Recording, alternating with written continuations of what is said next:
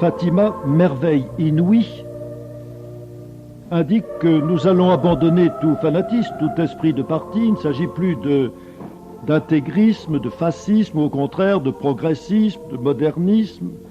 Il s'agit d'étudier le Portugal, Fatima, les apparitions de Fatima, la vie des voyants et la suite de cette histoire. C'est une histoire, il faut nous laisser conduire sans a priori par les faits.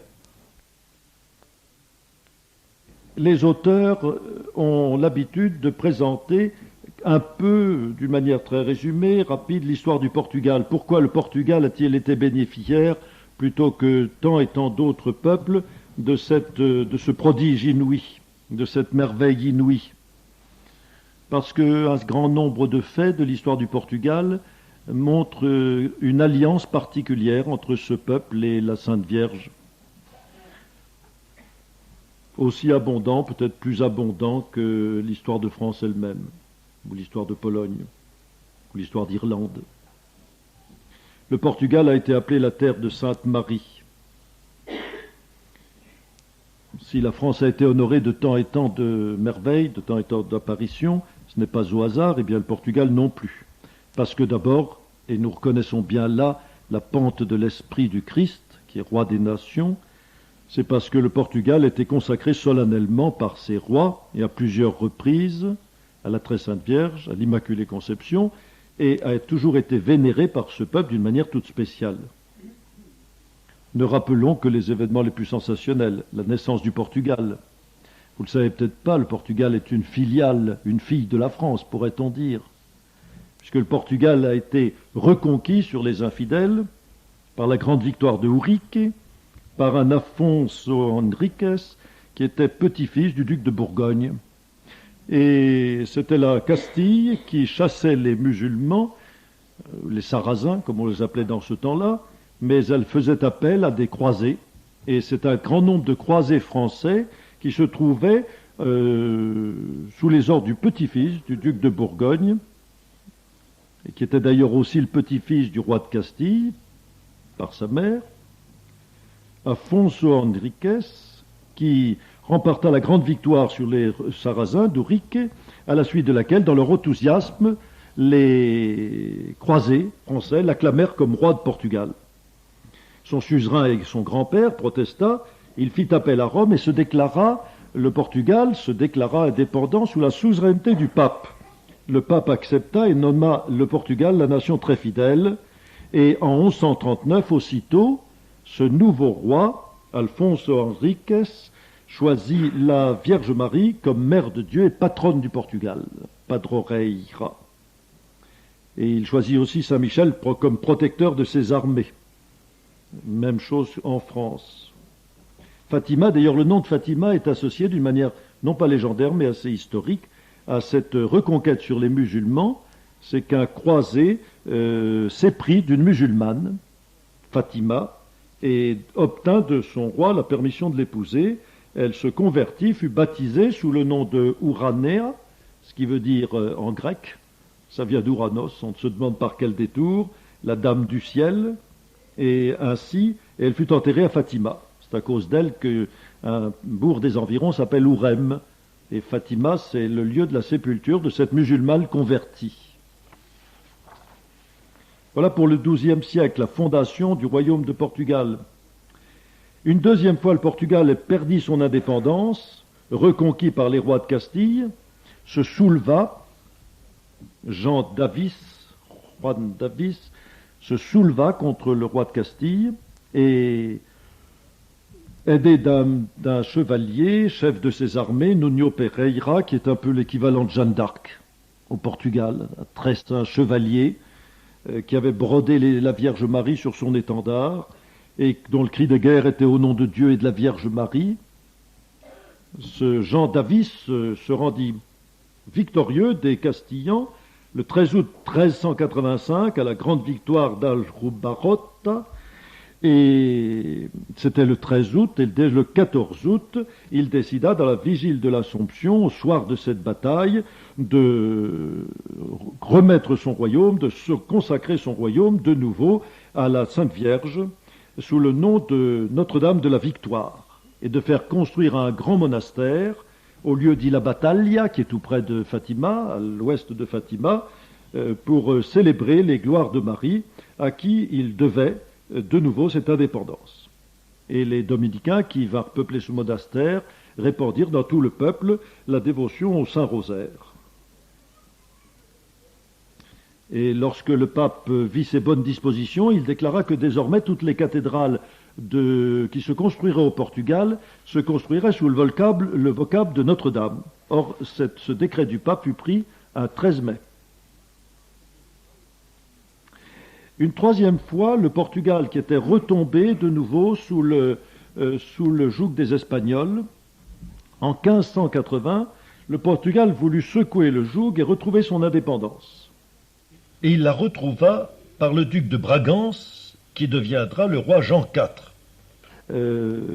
avec l'aide de la France, avec l'aide de Richelieu et de Louis XIII. Alors, si vous me permettez une digression, pour vous expliquer un parallèle absolument stupéfiant entre l'histoire de France et l'histoire du Portugal, ce sont des choses anciennes, mais toujours présentes à notre esprit, à l'esprit de beaucoup de Portugais, du peuple portugais. Eh bien, Louis XIII et Richelieu, cela nous rappelle que c'est en invoquant le nom de la Vierge Marie que les armées de Richelieu et de Louis XIII firent le siège de La Rochelle pour en vaincre les protestants, soutenus par les Anglais. Le roi demanda des prières publiques et la récitation du rosaire eut lieu en 1628 à partir du 20 mai, du samedi 20 mai, tous les samedis, l'on récita le rosaire pour la victoire de l'armée catholique. Et le 1er novembre 1628, cela correspond un peu aux dates de Fatima, un vent contraire empêchait la flotte anglaise de venir au secours de la ville. La Rochelle était prise. Eh bien, c'est en action de grâce de cette victoire que Louis XIII fit construire Notre-Dame des Victoires en 1629. À la suite de quoi, une mystique, Mère Anne-Marie de Jésus crucifié, qui était des bénédictines de Notre-Dame du Calvaire, fondée par le père Joseph, un ami intime et conseiller de Richelieu, cette mère Anne-Marie de Jésus crucifié fit connaître au roi le désir de la Vierge que le royaume de France lui soit consacré. Richelieu et Louis XIII accueillirent favorablement cette demande et le roi en 1637 décidait de l'accomplir. Le décret du 10 février 1638 consacre la France et la famille royale à la Vierge Marie. La consécration, vous le savez, sera prononcée le 15 août 1638. C'est justement dans ces temps, dans ces mois, dans ces années de grande dévotion de Louis XIII, d'Anne d'Autriche, pour la Vierge Marie, et de consécration du royaume, que le frère Fiacre, qui est très oublié aujourd'hui, saint religieux des Augustins de Notre-Dame des Victoires, fait savoir à la reine qu'elle fasse 3 neuvaines à la Vierge Marie, et qu'elle les fasse célébrer aux 3 grands pèlerinages de Cotignac, de Notre-Dame de Paris, de Notre-Dame des Victoires, pour avoir un enfant. Donner un fils au roi, un héritier au royaume. Et dans l'apparition du 3 novembre 1637, la Vierge Marie apparaît au frère Fiacre, tenant un enfant dans ses bras, et lui dit « L'enfant que voilà n'est pas mon fils, mais le gentil dauphin que nous donnons à la France. » Le frère Fiacre commence au nom de la reine les 3 neuvaines, le 8 novembre, elle se termine le 5 décembre. Il est facile de faire un certain calcul pour montrer que ce 5 décembre même, la reine concevait l'enfant prédestiné qui devait être Louis XIV et qui naît en effet le 5 septembre 1638. Alors en France, tout cela donne une extraordinaire ferveur à la dévotion à Notre-Dame des Victoires, à Notre-Dame de France, patronne de la France. Et c'est sur ces entrefaites que le duc de Bragance appelle les Français à l'aide, demande des subsides et des hommes, afin de se rendre indépendant de l'Espagne qui occupait le Portugal, je vous l'ai dit, depuis 1580.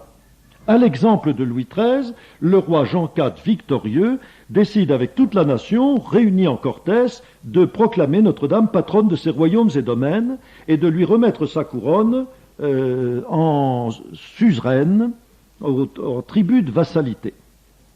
Et le texte même de cette consécration est extrêmement fort, important. Pie XII le citera pour les fêtes du 3e centenaire.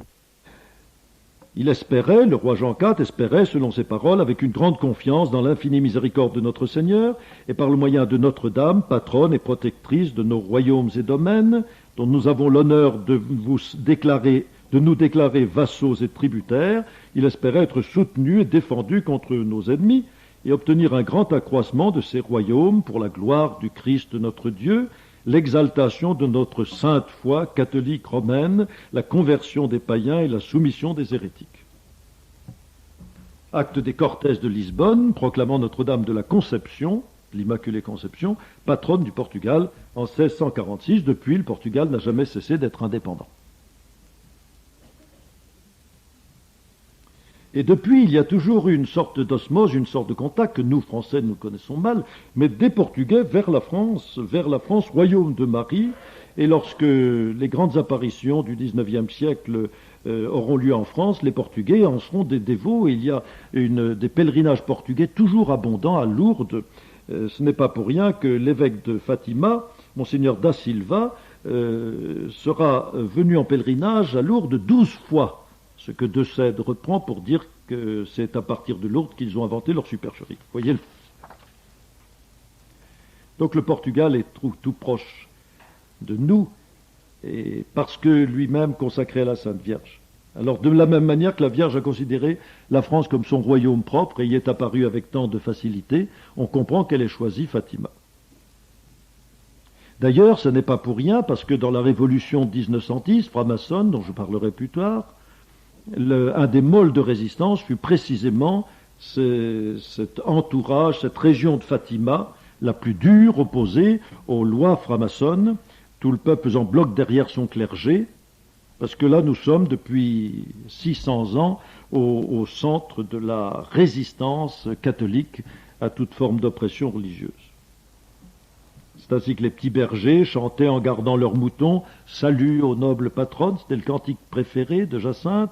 « Salut aux nobles patronnes du peuple que tu protèges, du peuple entre tous élu comme le peuple du Seigneur. Ô toi, gloire de notre terre, que tu as sauvé 1000 fois, tant qu'il y aura des Portugais, tu seras toujours leur amour. » Ce qui nous rappelle un certain chant des Vendéens.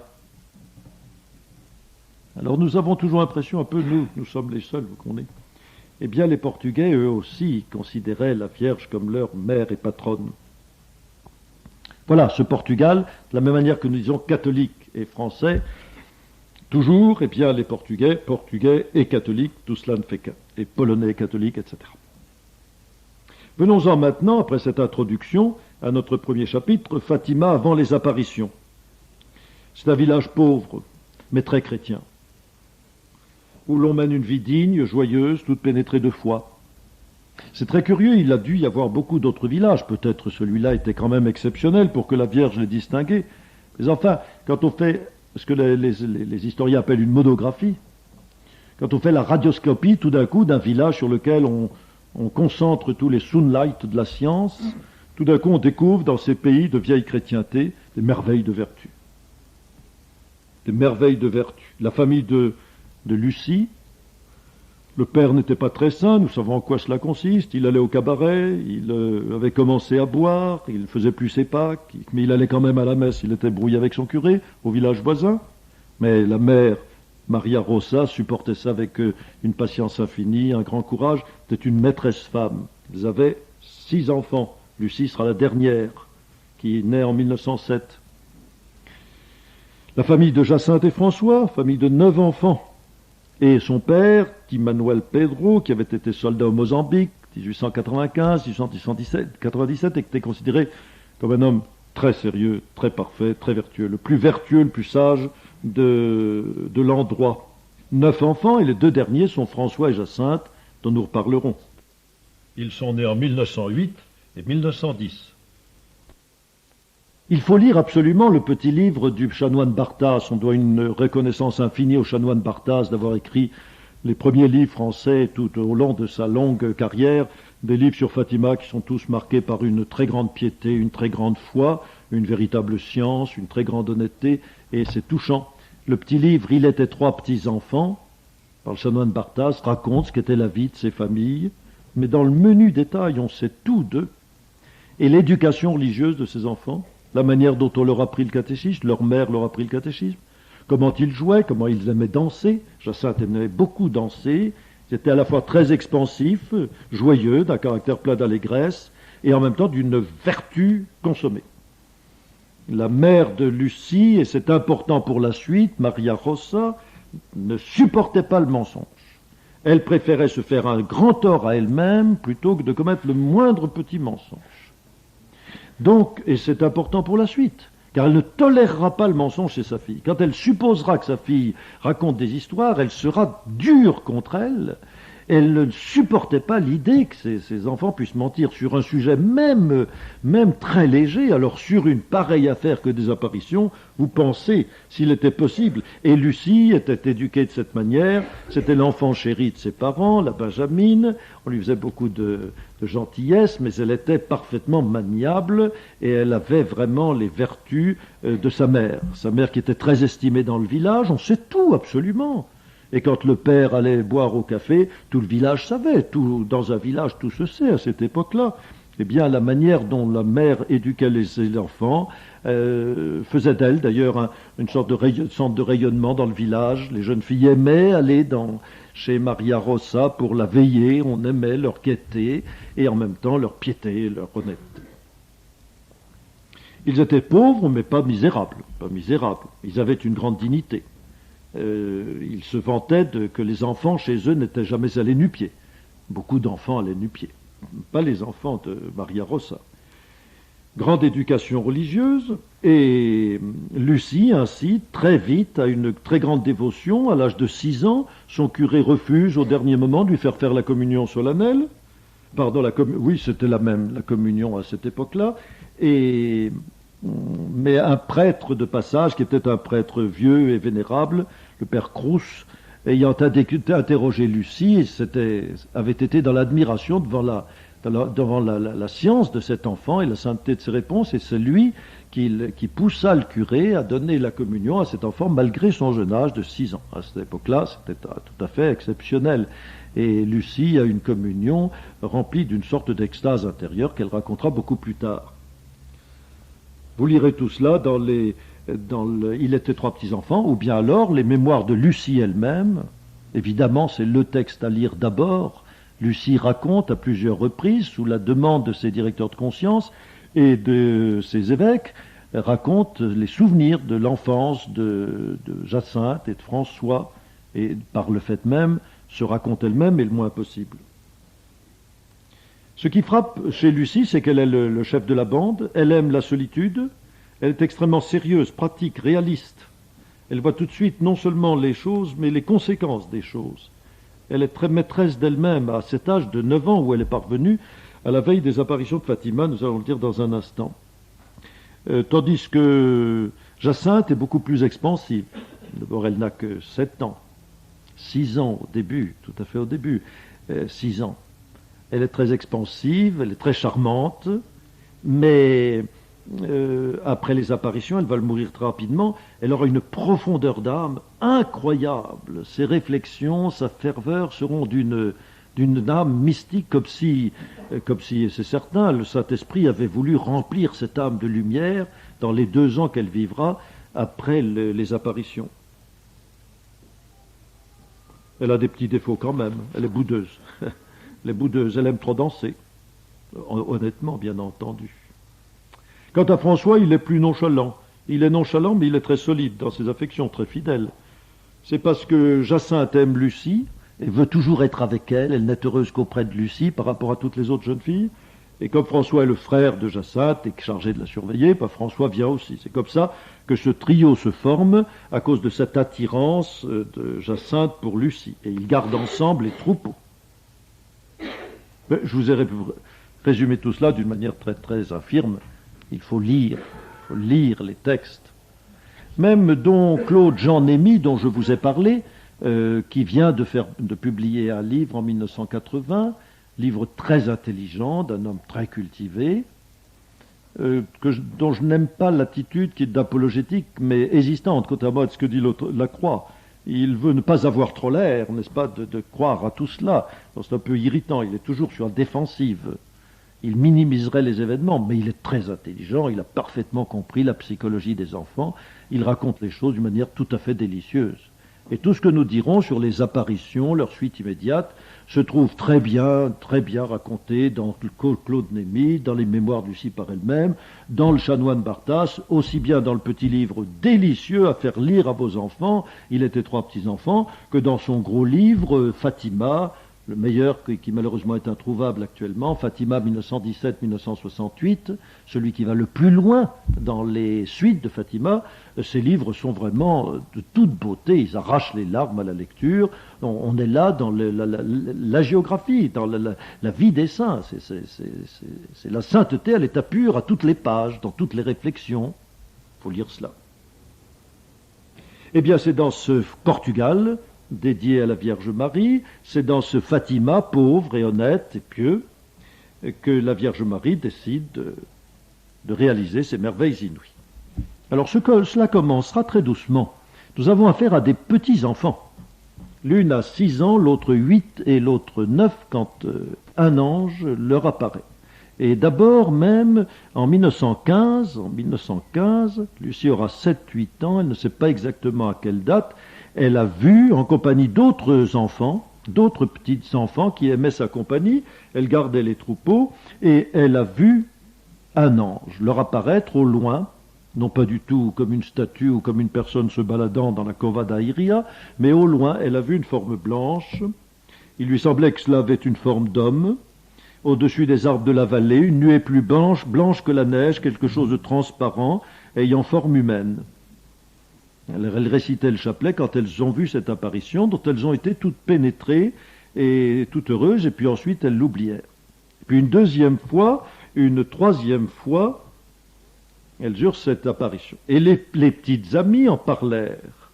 Donc sur le moment même, le fait, ce premier fait, fut connu, auquel cependant Lucie n'avait pas attaché une importance démesurée. C'était une sorte de contact avec le surnaturel, mais silencieux. Mais déjà, sa mère était très fâchée de ces balivernes.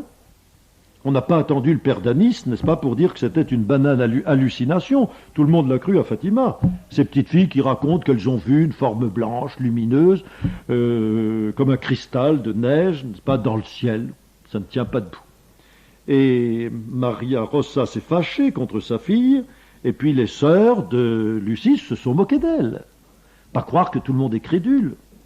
Elles se sont moquées d'elle, et cela m'était très sensible, raconte-t-elle, car jusque-là, je n'avais été habitué qu'à des caresses. Alors cette apparition de l'ange, ces apparitions, ces 3 premières apparitions silencieuses, elle n'en parlera plus. Mais sur le moment, on en a parlé, les autres en ont parlé. Elle-même en parlera, ses directeurs, lorsqu'elle racontera les choses. Ça n'est pas une invention de 1940, mais dès 1917, le chanoine Formigao entendra, faisant son enquête personnelle, entendra parler de ces apparitions d'anges, non pas seulement par elle, mais par sa mère, qui dira qu'elle n'y croyait pas, et puis par d'autres personnes du village. Tout le monde s'en souvient très bien. Les 2 sœurs Mathias, qui l'avaient vu, l'ange, l'ont raconté. Alors cela n'était qu'une prise de contact, c'était pour habituer cet enfant à davantage.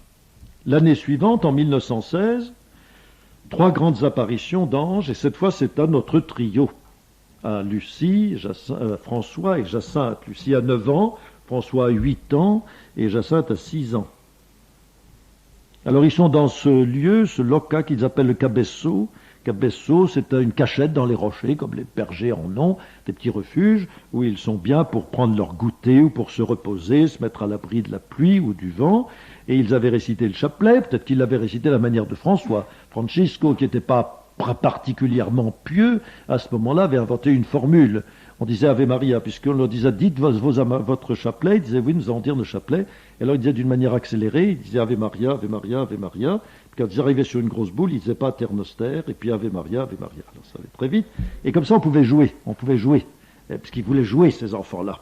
Alors donc ils avaient ainsi récité leur chapelet, lorsque une forme brillante apparaît dans le ciel, toujours la même chose, plus blanc que la neige, transparente, plus brillante qu'un cristal traversé par les rayons du soleil.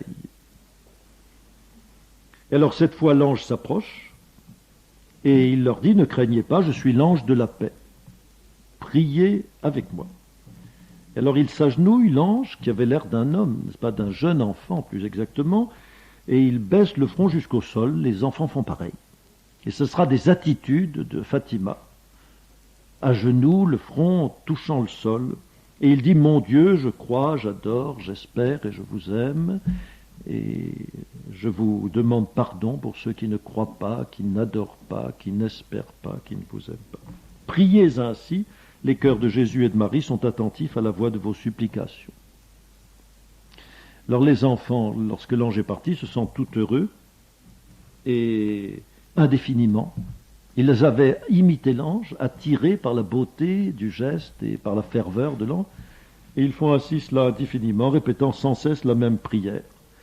Et Lucie a raconté bien après, à ce moment-là, elle a commencé à sentir une présence intime extraordinairement ardente de Dieu, qui se faisait sentir d'une manière si intense et si intime dans ses enfants que nous n'osions même plus parler entre nous. Et le lendemain encore, il se sentait comme enveloppé dans cette atmosphère qu'il ne disparut très lentement. C'était l'ange de la paix. Le Portugal venait tout juste d'entrer en guerre. Le même mois, au printemps 1916, envoyé un contingent qui était parti au début d'avril pour le front de Verdun. Et les Portugais qui étaient en pleine révolution, comme nous le verrons, en pleine agitation, en pleine anarchie, crise économique, voyaient cette guerre d'une manière très très lugubre. Je suis l'ange de la paix. Chose curieuse, François, dans cette apparition comme dans toutes les autres, verra, mais n'entendra pas. Ce qui est une sorte de confirmation que tout cela n'est pas du récit monté toute pièce. Il n'a jamais entendu, c'est les petites qui lui répéteront ce qu'elles ont entendu. C'est très, très curieux de voir que les petits enfants avaient une ritournelle. Ils chantaient souvent « Saints anges, chantez avec moi, saints anges, chantez sans fin. Je ne puis assez rendre grâce, saints anges, faites-le pour moi. Les anges, priez pour moi. » Eh bien, l'ange leur dit « Priez avec moi. » Réponse du berger à la bergère. Dès cette première apparition et dans toutes les autres qui viendront du ciel à Fatima, la même expression se reviendra « Etera luz », il était lumière, lumière. Et c'est un médecin de Lisbonne qui assistera à l'apparition du soleil, à la manifestation du soleil, qui expliquera le mieux ce qu'était cette lumière, comme étant l'orient d'une perle. Ce n'est pas une lumière d'argent mat, ce n'est pas une lumière éblouissante, c'est une lumière comme d'une perle, comme d'un cristal, transparence, comme une source lumineuse qui ne blesse pas les yeux mais qui réjouit. En été suivant, été 1916, les enfants étaient au puits, au fort de l'été, pendant la sieste, ils se mettaient au fond de la propriété des parents de Lucie, et là, auprès d'un puits, d'une citerne couverte de grosses pierres de taille, le puits, ils étaient là bien en secret, sous les figuiers, tranquilles, dans la chaleur du jour. L'ange arrive, soudain, et leur dit « Que faites-vous ? Priez, priez beaucoup, les cœurs de Jésus et de Marie ont sur vous des desseins de miséricorde. Offrez constamment au Très-Haut des prières et des sacrifices. Des sacrifices. Prières et sacrifices. » Et on voit très bien que ces trois apparitions de l'ange ont eu pour but principal de donner à ces enfants le sens du sacrifice, le sens de la réparation, parce qu'ils allaient avoir à en persuader le monde. « Comment devons-nous nous sacrifier ?» demandai-je. « De tout ce que vous pourrez, offrez un sacrifice en action de réparation, pour les péchés par lesquels il est offensé, et de supplication pour la conversion des pécheurs. Attirez ainsi la paix sur votre patrie. Je suis son ange gardien, l'ange du Portugal. Surtout acceptez et supportez les souffrances que le Seigneur vous enverra. » Ah, voilà déjà, faisons attention, c'est pas simplement une invitation à prier avec l'ange, et formule, mais c'est un engagement de ces enfants dans la réparation, dans un grand travail de rédemption, d'expiation par leurs prières et leurs sacrifices, et pour différentes choses, pour la paix du Portugal, et aussi pour la conversion des pécheurs, pour le salut des âmes qui se perdent. Et en même temps, nouvelle grâce mystique, que Lucie exprime dans des paroles simples mais tellement profondes.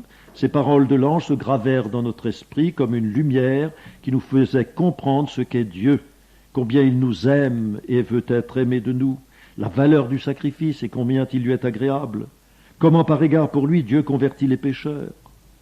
Ainsi, dès ce moment, nous avons commencé à offrir au Seigneur tout ce qui nous mortifiait, mais sans chercher à nous imposer des pénitences particulières, sauf celle de passer des heures entières prosternés sur le sol à répéter la prière que l'ange nous avait enseignée.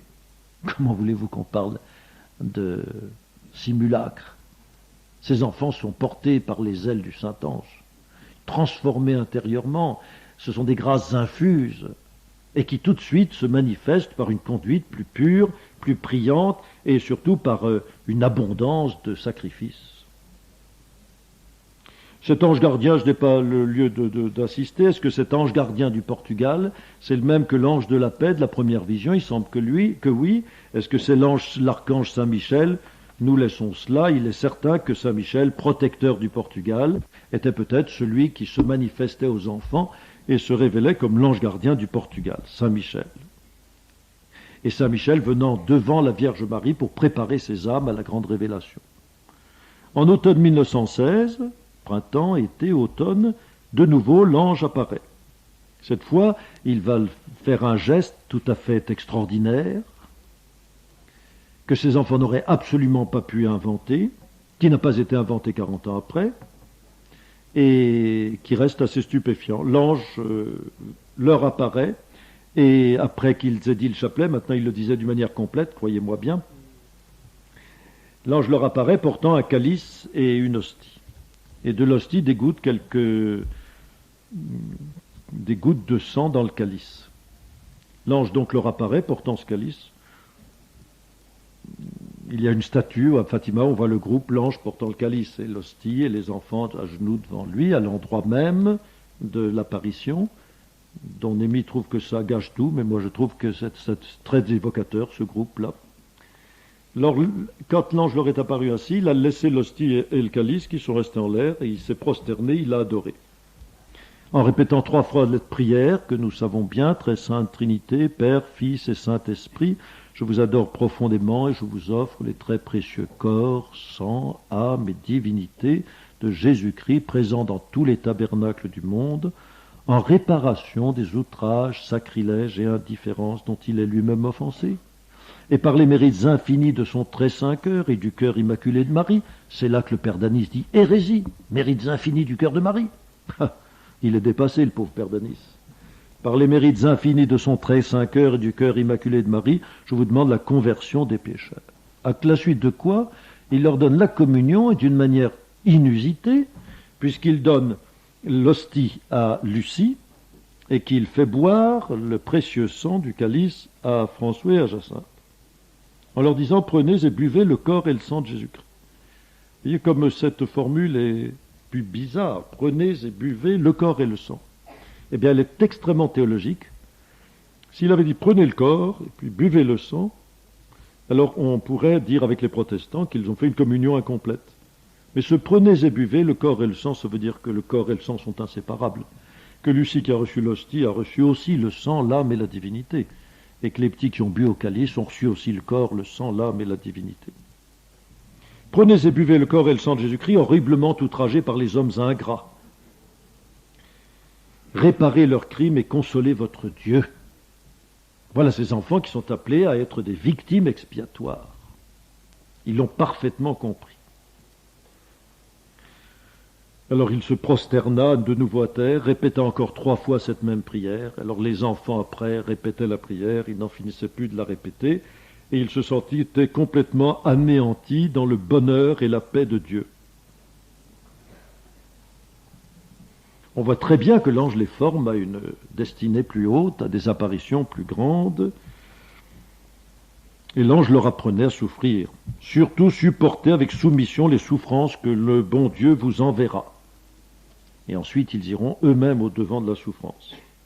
Or, c'est le moment où, dans la famille de Lucie, les épreuves se multiplient, le père de famille boit de plus en plus, 2 filles se marient, 2 autres sont forcées de se mettre servantes de ferme pour gagner l'argent de la famille, la maladie frappe dans la maison, le garçon va partir au service militaire pour la guerre, peut-être, c'est l'ennui. Et tout cela, Lucie le supporte avec un grand courage. Et nous entrons dans l'année 1917. L'année 1917 qui va être la grande année de Fatima, le 13 mai 1917, première apparition. Il y en aura 6 et même 7. Les 6 connus, la 7e qui restera très longtemps inconnue, de la même manière que toutes les apparitions de l'ange que je vous ai dites ont bien eu lieu à l'époque que je vous ai rapportée, mais on ne les connaîtra que beaucoup plus tard, c'est pas pour cela que c'est une invention. Mais ne polémiquons pas avec Danis et de Sèvres, oublions ces messieurs et entrons dans le mystère de Fatima. Les enfants gardent les moutons, vous lirez cela, n'est-ce pas, dans les mémoires de Lucie, c'est admirable. Ils gardent les moutons, tout d'un coup il y a un éclair, ou ils croient qu'il y a un éclair, ils croient un orage brutal, et ils décident de rentrer à la maison.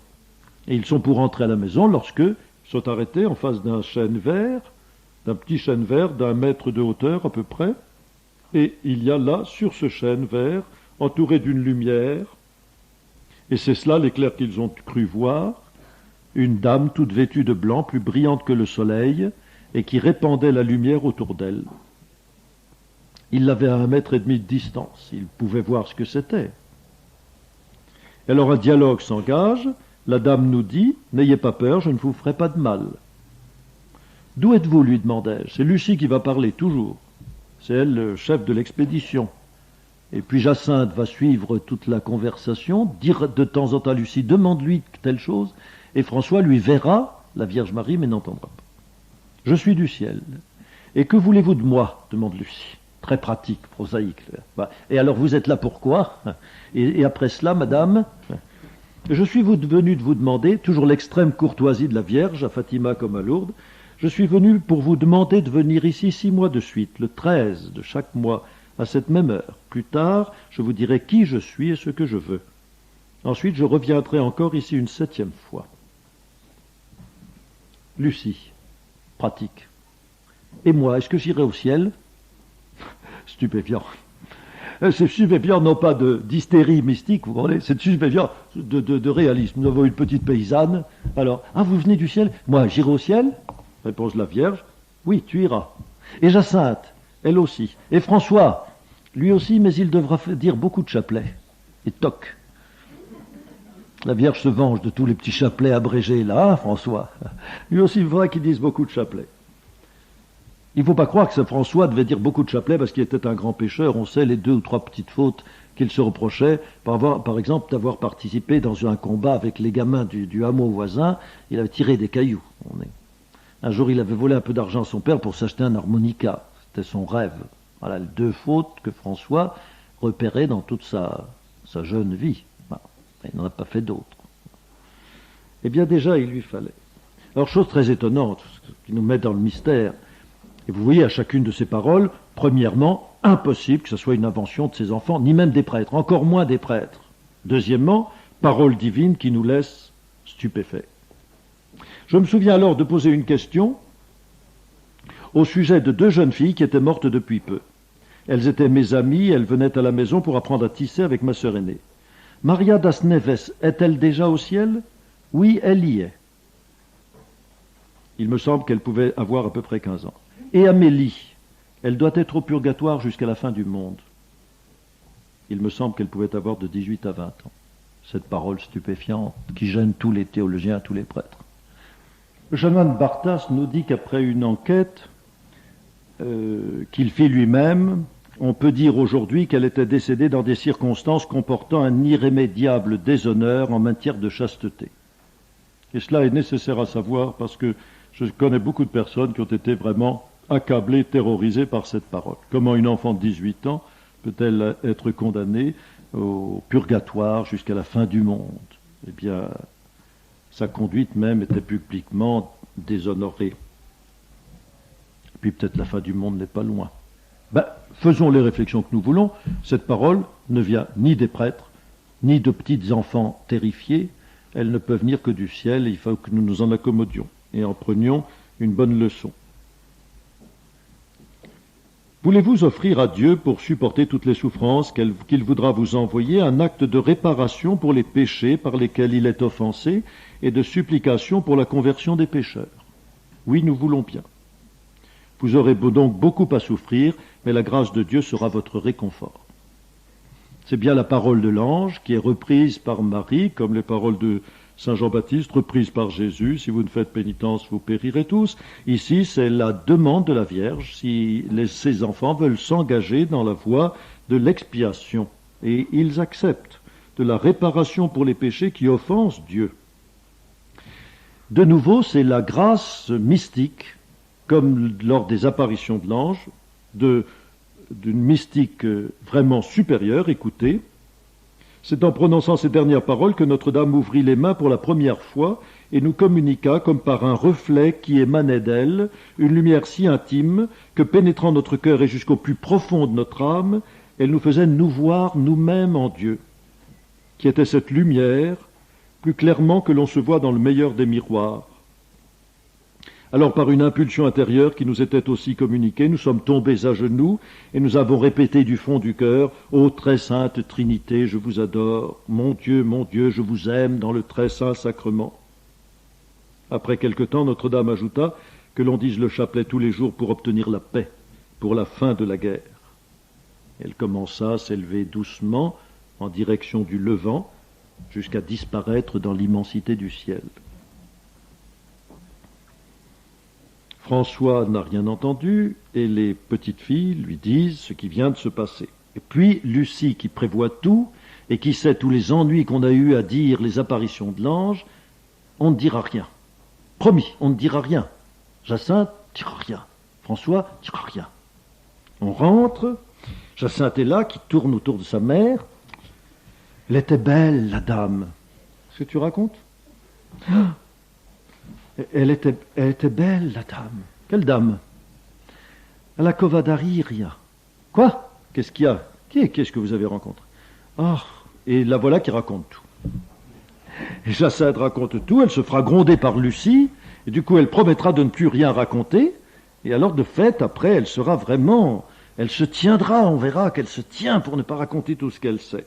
Bref, la chose est connue, et les parents sont furieux. Comme à Lourdes, comme toujours. C'est vraiment mauvais signe quand les parents croient tout de suite que leurs enfants entrent en conversation comme ça avec les anges du paradis et la Sainte Vierge. Les parents sont très furieux au point que Lucie, à un moment, se demandera, ce sera vraiment une tentation dans ce cœur si droit, si loyal, si confiant en sa mère, si réaliste sur sa petitesse, elle se demandera si c'était Satan qui s'efforce par cette ruse de me perdre. 13 mai.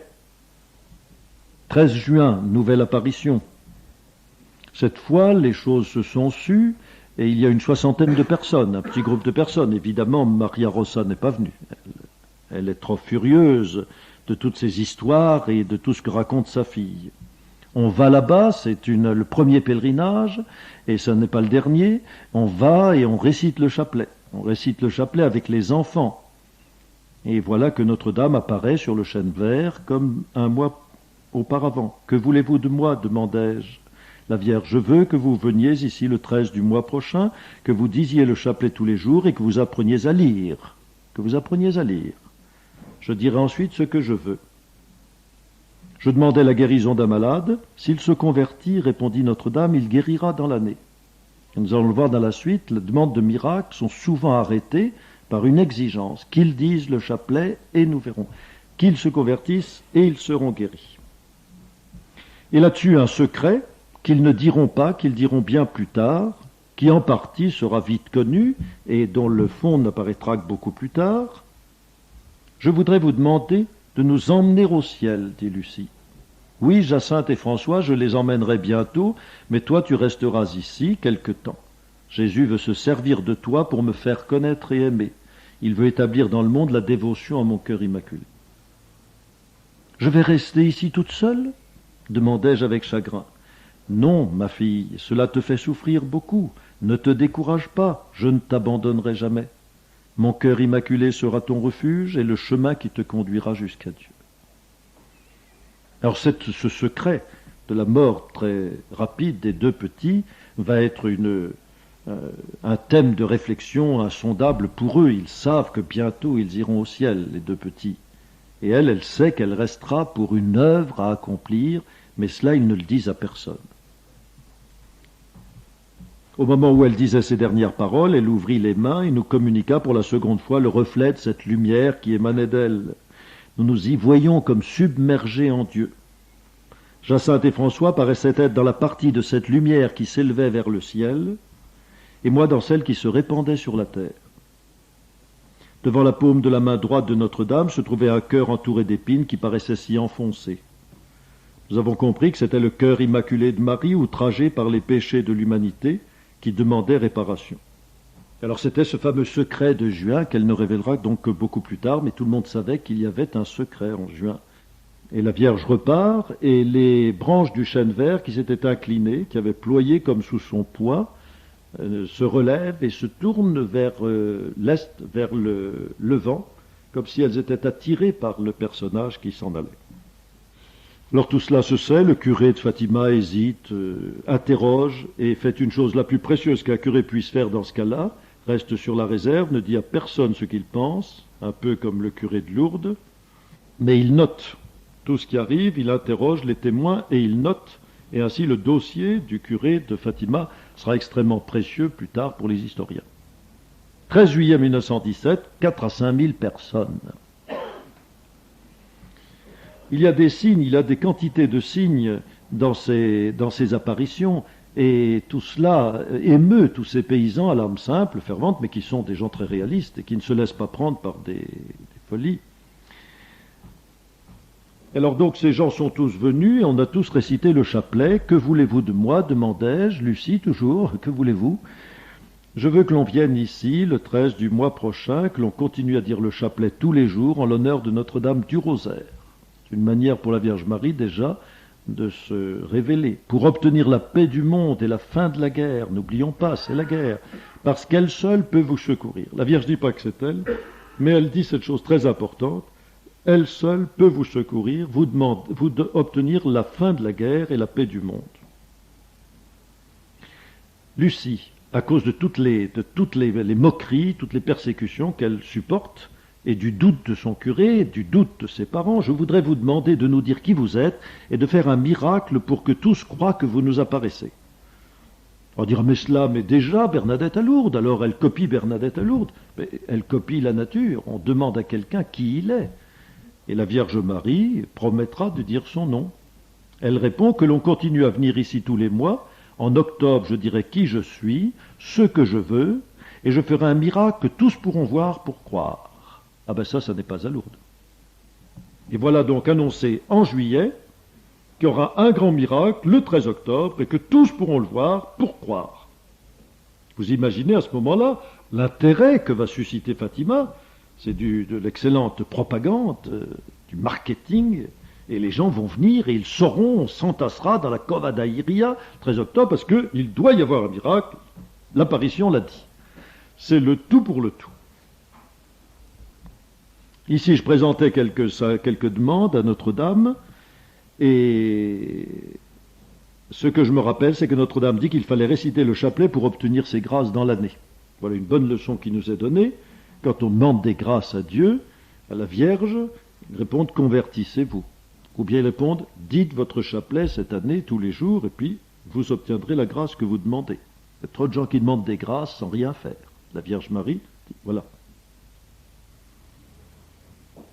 Alors les gens n'entendaient pas, et ensuite il y eut un long dialogue dont je ne vous dis rien, parce que c'est le fameux secret, le secret de Fatima, c'est le 13 juillet, cet étonnant secret, cet abondant secret, eh bien, les enfants l'ont entendu, ont parlé avec la Vierge, mais les gens ne suivaient pas, ne pouvaient pas suivre cette conversation, n'entendaient rien, mais ce qu'ils voyaient, eux, c'est que chaque fois, la lumière du jour s'atténuait, comme lors d'une éclipse, mais ce n'était pas triste et atterrant comme lors d'une éclipse, au contraire, on pouvait voir le soleil, et cette lumière était d'une couleur jaune d'or, très réjouissante. Les gens en avaient une grande allégresse. Alors je ne dis rien de ce grand secret pour l'instant. Il faut savoir seulement que les gens qui regardaient les enfants en extase, qui avaient l'air absolument transfigurés, à un moment ont eu un visage ravagé par la peur, par l'effroi, et Lucie a poussé un cri d'horreur. Les gens n'ont pas su ce que c'était.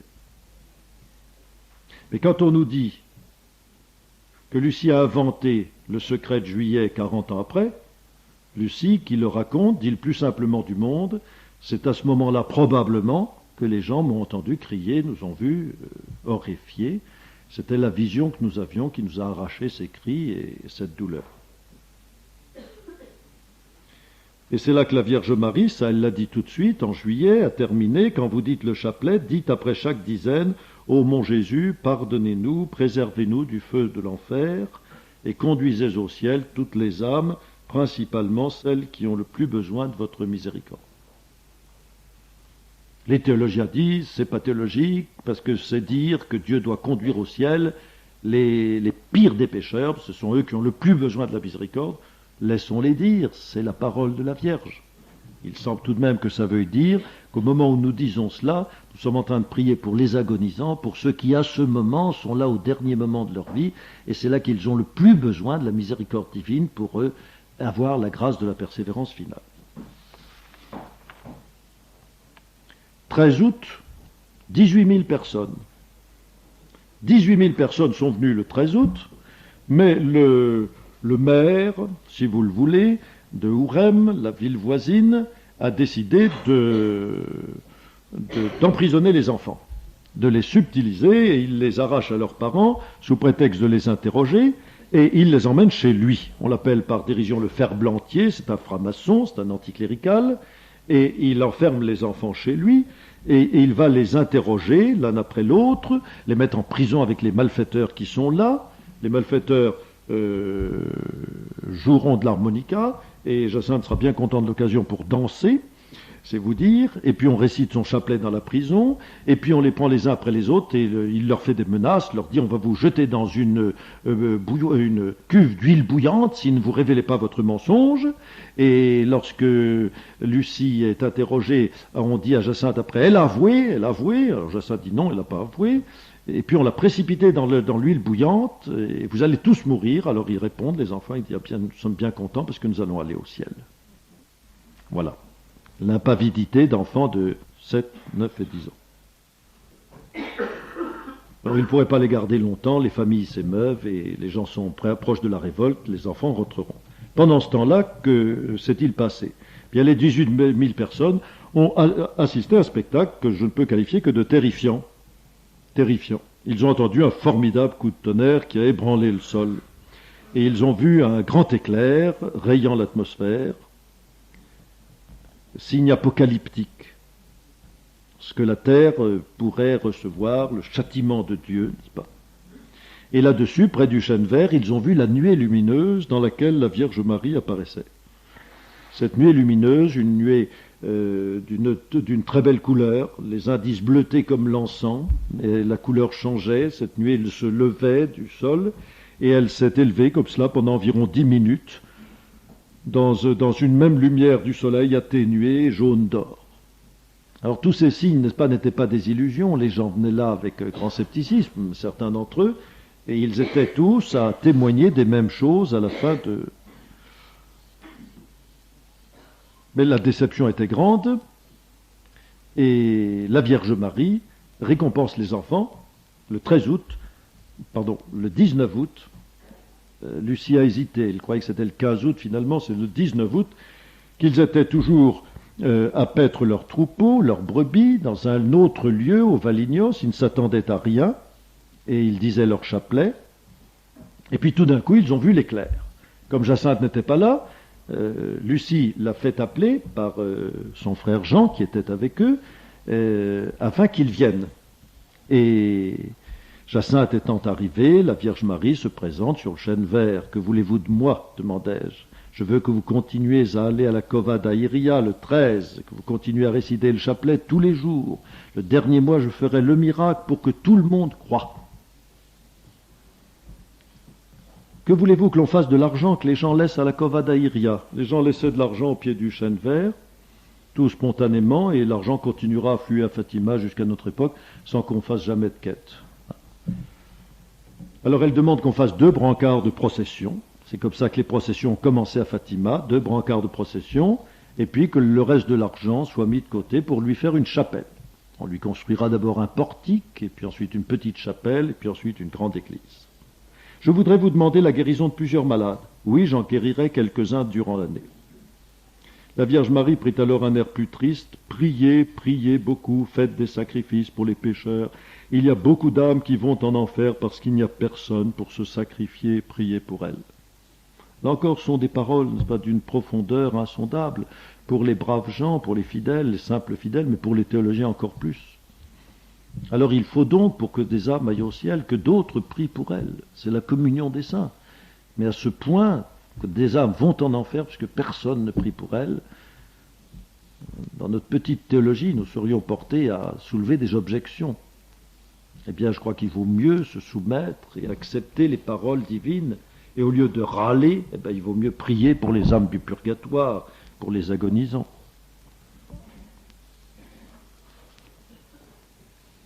La Vierge dira aussi, si on ne vous avait pas enlevé à la ville, le miracle aurait été plus grandiose.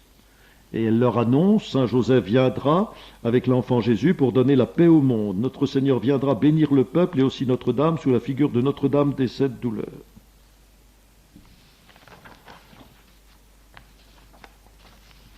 « 13 septembre, même signe atmosphérique, sauf que la Vierge apparaît, elle vient dans un globe lumineux. Tout l'Ancien Testament nous a habitués à considérer la présence de Dieu comme une nuée lumineuse. La Vierge Marie vient dans un globe lumineux. Ce n'est pas une lumière qui sort d'elle, comme d'habitude, mais elle habite la lumière.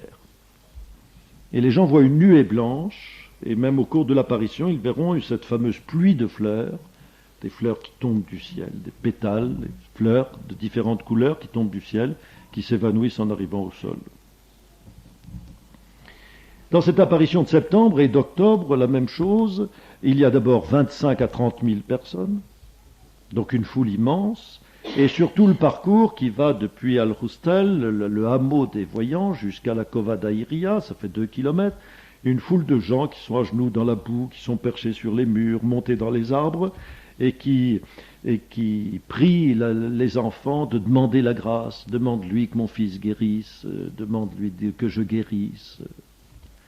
Et Lucie racontant cela, dit, elle ne pense qu'à une chose, c'était ainsi que Jésus était pressé par les foules de toutes parts, mais elle ne pense pas du tout à elle, n'est-ce pas? Mais c'est ainsi que la pauvre humanité demande 1000 grâces temporelles, mais le ciel accorde des grâces à ceux qui veulent prier. Toutes les misères de la pauvre humanité apparaissaient là, quelques-uns criaient même du haut des arbres et des murs, etc. Quand je lis maintenant le Nouveau Testament, à ce moment-là, elle ne savait pas cela, les scènes si captivantes du passage de notre Seigneur à travers la Palestine, je me rappelle celles auxquelles tout enfant j'assistais, etc. Il récite le chapelet, la Vierge Marie apparaît, continuez à réciter le chapelet pour obtenir la fin de la guerre. En octobre viendront aussi notre Seigneur, Notre-Dame des 7 douleurs, Notre-Dame du Carmel, Saint Joseph avec l'enfant Jésus pour bénir le monde. Dieu est content de vos sacrifices, mais il ne veut pas que vous dormiez avec la corde. Portez-la seulement durant le jour. C'était fabriqué une corde autour des reins qu'il portait le jour et la nuit, et Jacinthe en souffrait tellement qu'elle ne fermait pas l'œil de toute la nuit. C'était pour la conversion des pauvres pécheurs.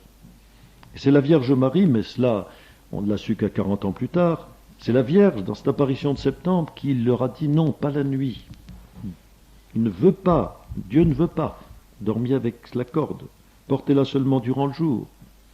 On m'a prié de vous demander bien des choses, la guérison de plusieurs malades, d'un sourd-muet. Oui, j'en guérirai quelques-uns, les autres non. En octobre, je ferai le miracle pour que tout le monde croie. Et elle disparut.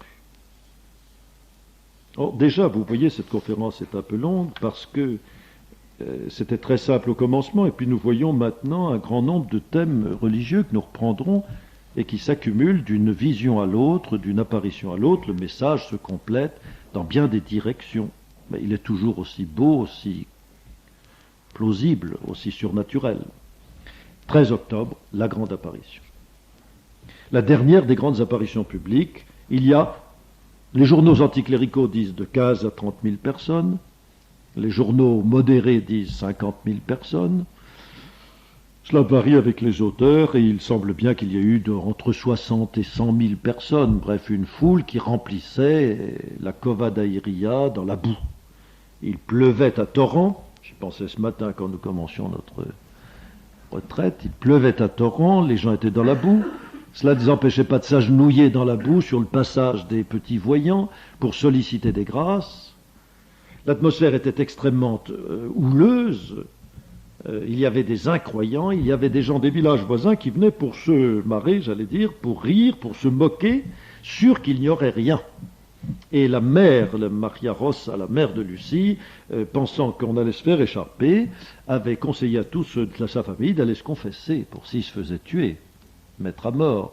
Et elle accompagnait Lucie pour être auprès de sa fille. Si on devait lui faire un mauvais parti, eh bien, elle serait là. Voilà. On n'était pas près du tout de l'hystérie, de l'hallucination collective, pas du tout. Alors, au moment de réciter le chapelet, Lucie demande de fermer les parapluies. Eh bien, si le ciel nous arrose, eh bien, nous nous laissons arroser. Confiance et courage, c'est la pénitence. Peu après, la Vierge apparaît sur le chêne vert. Les gens voient les branches du chêne se courber. Ceux qui étaient tout proches, les autres n'ont rien vu, rien. Simplement qu'ils étaient trempés dans la boue, qu'ils piétinaient dans la boue, et que ça durait, et que les incroyants qui étaient là commençaient à murmurer, et commençaient les colibets, et Maria Rossa était de plus en plus inquiète en se disant, c'est effrayant. Midi arrive, rien, midi et demi, 1 heure et demie, rien. Et comme je l'ai dit, c'est à 2 heures, heure légale, mais c'était midi au soleil, midi astronomique, la Vierge apparaît. Lumière. Que voulez-vous de moi, dit Lucie, toujours fidèle à elle-même. Je veux te dire que l'on élève une chapelle en mon honneur. Je suis Notre-Dame du Rosaire, que l'on continue toujours à dire le chapelet tous les jours. La guerre va finir. C'est là que dans une de ses interrogatoires, fatiguée, elle a dit la guerre finit aujourd'hui. Et ensuite elle disait qu'elle ne se rappelait plus exactement les paroles. Et les militaires reviendront bientôt chez eux.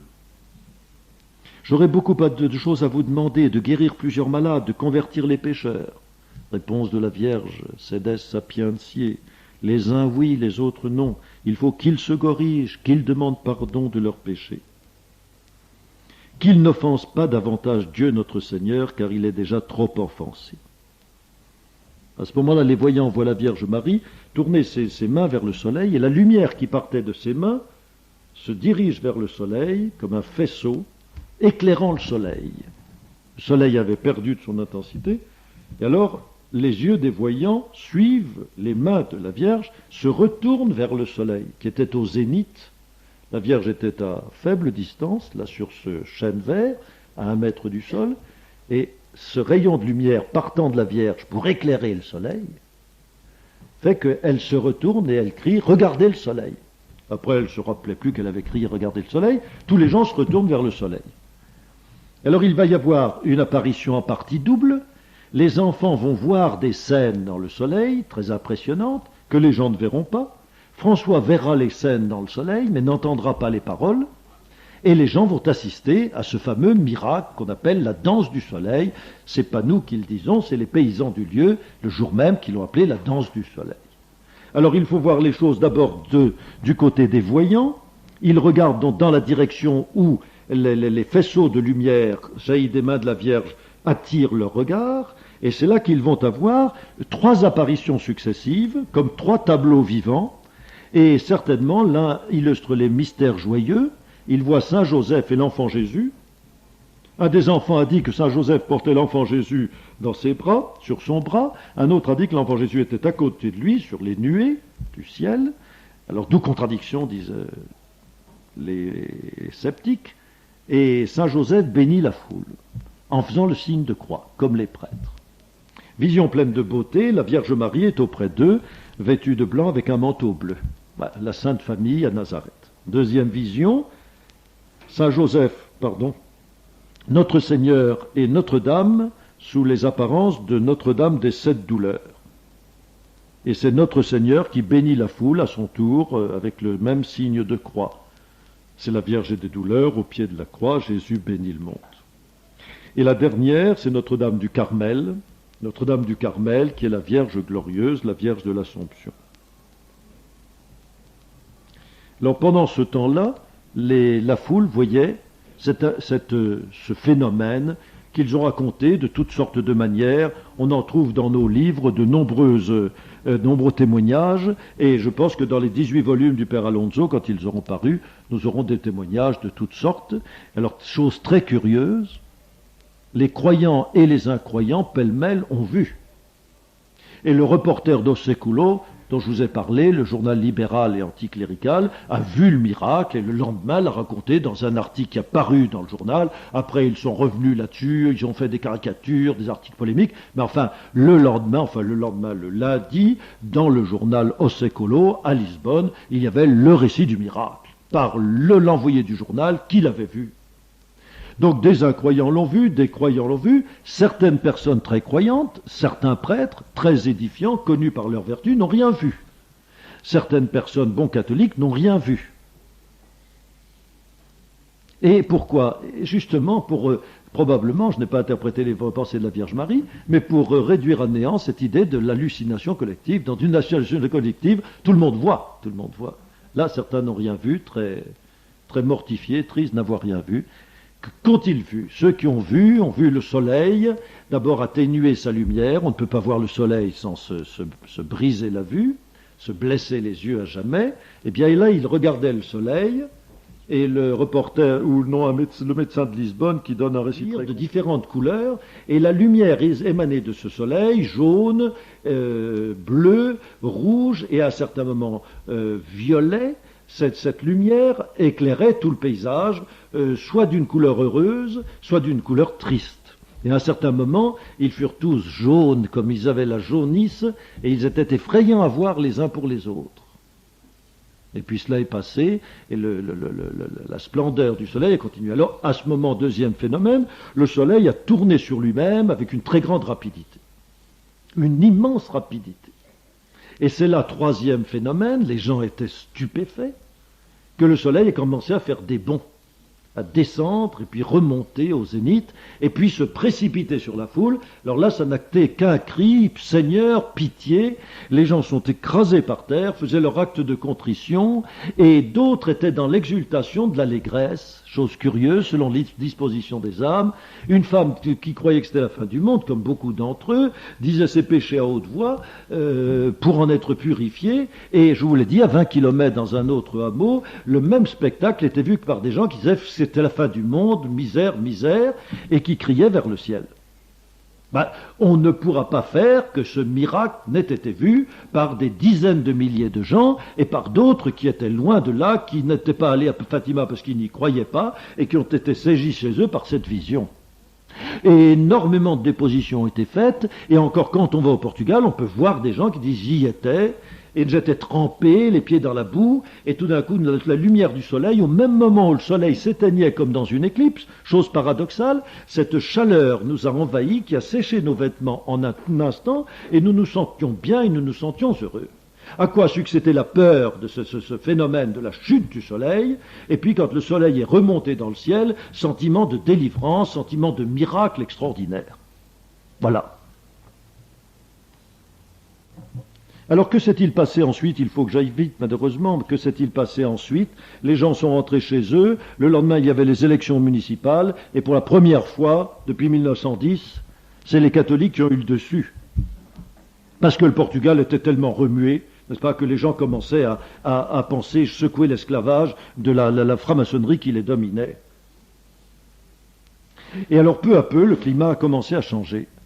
Mais en fait, tout de même, ça a été lent, et quand on suit la vie des témoins, on voit qu'encore après, ils ont été bien mortifiés par les gens qui ne croyaient pas, le curé restait très froid, il y avait des personnes de leur entourage qui les persécutaient, une vieille femme qui les battait, et eux ne pensaient depuis ces apparitions qu'à la sanctification des âmes, à la pénitence, à la prière. Ils se mortifiaient d'une manière incroyable, ils voulaient consoler notre Seigneur. Enfin bref, c'est la vraie sainteté telle qu'on la retrouve à travers tous les âges. Et comme François savait qu'il mourrait bientôt, et Jacinthe aussi, eh bien il mettait les bouchées doubles dans les « je veux mourir et aller au ciel », disait-il, et en attendant il faisait de grandes pénitences. François a été atteint de la grippe espagnole en 1919, et d'abord la guerre avait fini, nous l'expliquerons dans une autre conférence, et François est frappé de la grippe espagnole, comme beaucoup de gens à cette époque, et il meurt le 4 avril 1919, après avoir vécu les derniers mois dans la pénitence continuelle et la prière. Jacinthe va tomber malade quelque temps après, sans qu'on sache bien ce qu'elle a eu, et elle va, comme la Vierge Marie lui a fait savoir, elle va aller d'une maison dans l'autre, elle va à Ourem, puis elle revient à Roustrel chez ses parents, elle souffre beaucoup, et Lucie la visite, et là il y a des dialogues, je n'ai pas le temps de vous les dire, mais où cet enfant, c'est vraiment Jacinthe à ce moment-là qui prend la tête, si on peut dire, de leur petit groupe, de ces deux filles qui ont leur secret. Jacinthe a des réflexions d'une profondeur et d'une ardeur mystique que je vous dis incroyable pour une personne d'âge mûr, mais absolument stupéfiante pour cet enfant de 8 ans. Elle part pour Lisbonne parce qu'on veut mieux la soigner et on devait la mettre à l'hôpital, il n'y a pas de place pour elle, elle va dans un orphelinat, heureusement, où il y a une femme qui n'est pas très éclairée, mais qui est une bonne personne, la mère Gonigno, qui est la supérieure, et qui aura des entretiens avec Jacinthe, qui reste un document absolument incomparable sur les pensées très hautes de Jacinthe, qui ne pense qu'à une chose, faire échapper les âmes aux flammes de l'enfer, offrir des sacrifices à Dieu, et puis qui pense qu'il faudrait avertir les gens du désolation de l'enfer, et que les gens se détournent de leurs péchés. Elle ne pense qu'à cela. Jusqu'à sa mort à l'hôpital, comme il lui a été dit qu'elle mourrait seule dans un grand hôpital, et elle l'a annoncé à Lucie, là on sait encore, c'est des prophéties avant les événements, et elle est morte seule dans l'hôpital de Lisbonne, le 20 février 1920. La cause de béatification de Jacinthe et de François a été ouverte en 1949, le procès diocésain est achevé depuis 1979, et Lucie voudrait bien que Jacinthe et François soient prochainement béatifiés. Elle a écrit dans ses mémoires la vie de Jacinthe et de François. Vous l'avez dans des petits livres que je vous recommande chaudement.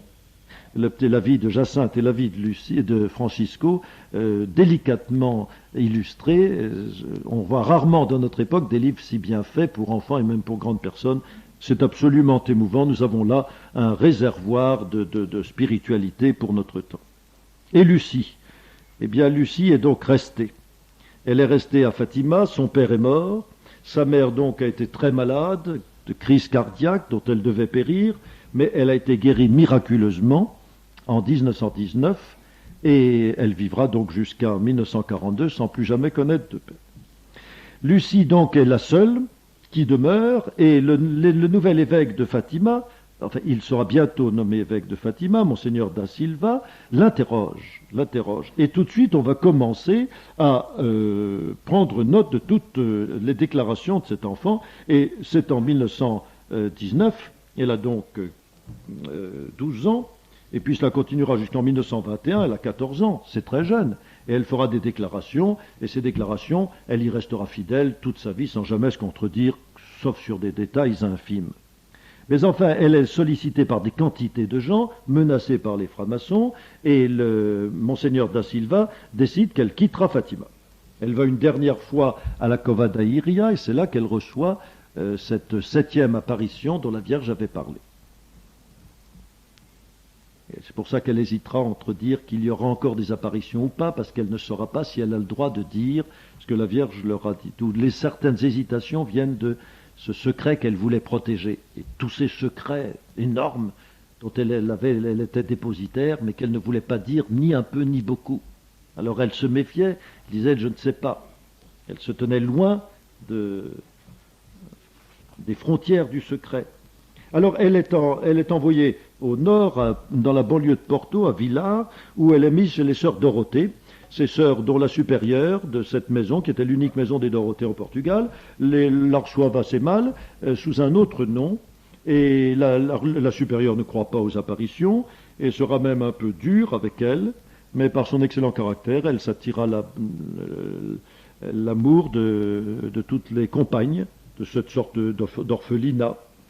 Elle ne sait plus rien de Fatima, plus rien des apparitions, elle vient cognito, elle fait les travaux de la cuisine, et ensuite elle demande à rentrer dans cette congrégation, elle avait voulu être au Carmel, on lui a dit que c'était trop dur, et alors elle fait son noviciat là, en Espagne, à cause de la persécution des francs-maçons, les sœurs doivent quitter, elle s'en va faire son postulat à Pontevedra, puis son noviciat à Tui, tout cela c'est sur la frontière nord du Portugal et de l'Espagne, et on n'en entend plus parler.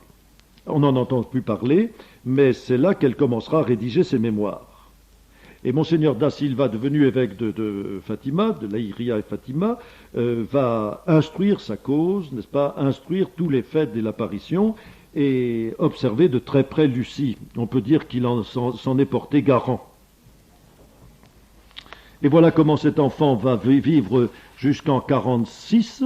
En 46, elle reviendra à Fatima sur les lieux de l'apparition et enfin elle pourra réaliser son vœu le plus cher, rentrer au Carmel. Elle rentrera au Carmel de Coimbra longtemps après, en 1948 seulement. Mais réfléchissez qu'en 48, elle a tout juste 41 ans. 41 ans. Sa vie commence à peine, n'est-ce pas? Et elle est là, dans ce Carmel de Coimbra, depuis 1948 et aujourd'hui, en 1981, elle a 74 ans. Elle a toute sa tête, tout son esprit, et elle a probablement encore beaucoup de choses à nous apprendre.